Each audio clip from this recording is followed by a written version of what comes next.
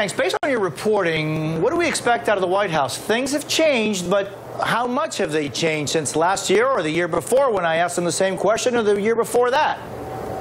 Now, President Obama is expected to shield from deportation any type of undocumented immigrants who have American-born children here or anyone with high-tech skills. But now, notably, there are reports that they will not be eligible for health care subsidies under the Affordable Care Act.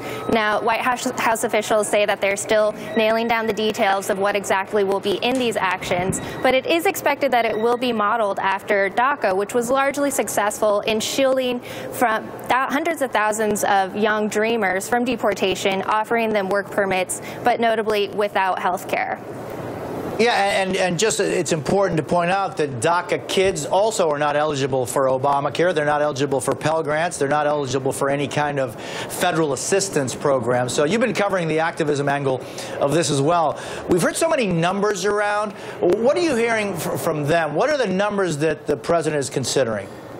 Young dreamer groups and advocates here are on Capitol Hill to press lawmakers who are threatening to put this executive action in jeopardy, because as many as 4 to 5 million undocumented immigrants could be shielded under these new executive actions. And to many of these dreamers, this is deeply personal. These are their parents, and so they're taking this appeal to lawmakers to say, this is my mom, this is my dad, I want them to stay in the U.S. with me.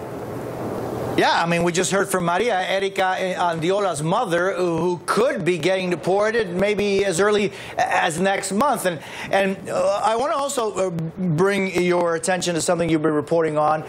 There's news this morning about the closure of a controversial detention center for immigrant families. Tell me about that.